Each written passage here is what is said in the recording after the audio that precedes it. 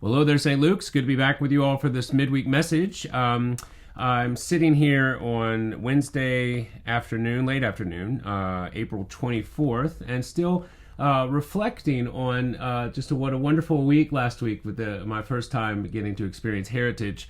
And all that it was hyped up to be. It was wonderful. It was great, and I was excited to have the opportunity to go. The weather the day I went was great, and also just continuing to enjoy sort of the sort of Easter season as we've been preaching about. And so I'm looking forward to this Sunday, which we'll make some announcements about in a minute, with welcoming back Bishop Emeritus Mark Lawrence, who is well known to many of you, and so we'll talk a little bit about that in a minute. But I wanted to just give a brief reflection on some of the conversations that have been taking place amongst some of the leadership here, some of the vestry and me and Kelly and some of the others involved, concerning sort of the sort of the vision of the church, like the long range plan of the church. And we're sort of working through some of this, a very helpful exercise. And I was heartened to look back at this is the parish profile, which is something that's published when they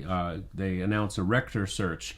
And I remember reading this with great excitement and intentionality. Almost 2.5 years ago now, it seems.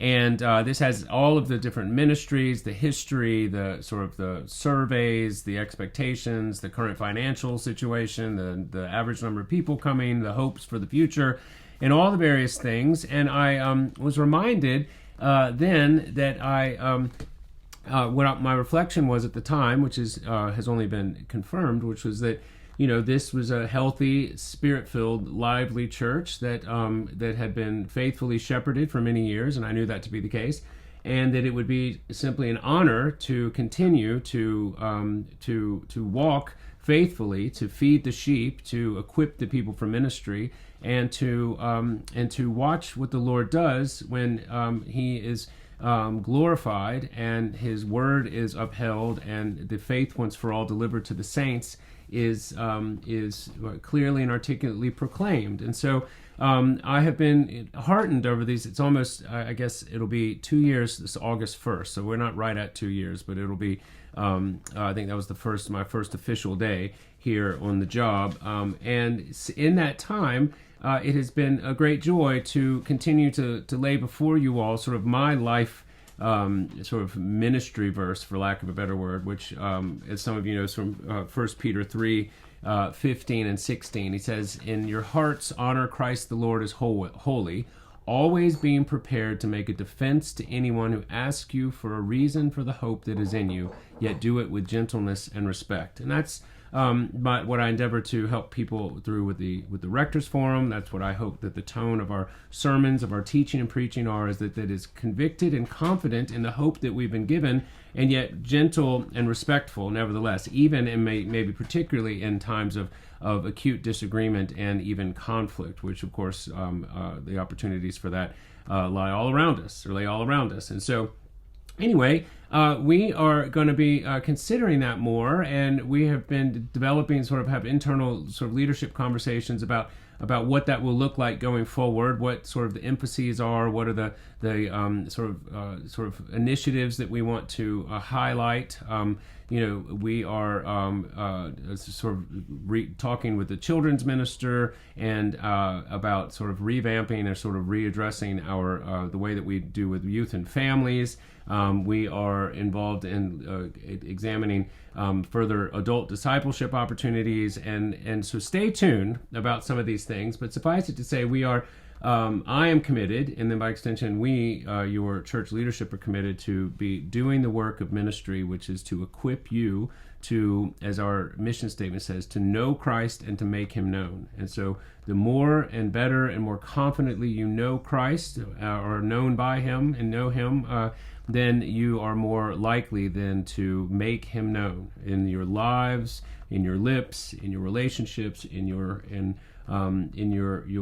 everyday living, moving, and having your being, that you will have Christ on your lips. This is the goal. And so anyway, there's more to come about that, and I want to, we will be sort of unveiling or rolling out some of these new initiatives. But rest assured, they are nothing novel in terms of nothing too dramatic. It's just we're excited about some revamped youth and family ministry discipleship and some adult discipleship offerings that we will be announcing shortly. But suffice it to say, our commitment to you is to continue to do what the Lord has asked us to do from the first time he met Peter on the beach after his resurrection, which was to feed my sheep. And so that'll be that's our promise to you. Okay, well, again, speaking of shepherds, our Bishop Emeritus, Mark Lawrence, is coming back to be with us this weekend. So at the 10:30 service, that is going to be where all of the excitement for confirmation is going to happen. And so there's 36 people being confirmed, received, or reaffirmed. And so that's quite a large group, frankly. I'm very, very pleased by that, but be forewarned. If you were... we have the 8 o'clock service, which will be our straightforward, normal hymns and liturgy Eucharist service, and Bishop Lawrence will be preaching at both services. He'll be presiding at both services. Father Kelly will be doing the Rector's Forum, so he'll have a little bit of breathing room between those two services. But we are excited and overjoyed to welcome Bishop Lawrence back. And there will be a reception after the 10:30 service for anyone interested, and a slight cake and some coffee and nothing overwhelming. But it will be a wonderful time to celebrate, to mark the day of the occasion with appropriate joy and gratitude for this wonderful day of confirmation, reception, or reaffirmation. So we'll see you this weekend. So also, we need you to sign up for two things. The BMOC first annual Derby Day party, which is next Saturday, May 4th. And so that is from 5 to 8 in the Kron's Fellowship Hall. There is all sorts of games and prizes and things. And so it'll be a great time of fellowship and food and fun. Those three F's for you at the BMOC Derby Day party. And as you know, it's also doubling up as our going away party for Patrick and Danielle and Jane and their soon to be little son coming. And we are going to miss them, but we're excited for them. And so it's a going away party, a fun time of fellowship, and a fundraiser for the Seminarian Fund. So many of you have already given. This will be the last. This will be one of the last times we announce it, or at least before we're sort of building up to a crescendo here. But please, as I said last week, go ahead and contribute if you'd like. I think he's raised quite a bit, but not all the way there. But we are grateful, and it's a joy and to sow seeds of support. Financial support in this case into the future life of the church is a great, it's a wonderfully edifying thing to do, because we are putting our stamp on Patrick. We are sending him with our blessing, with our support, and we are excited about the priest that he will become, and the shepherd that he will be formed into, and the sheep that ultimately he will be given the responsibility to feed, to protect, to guide, and to lead. And so that's a real responsibility, as I can attest.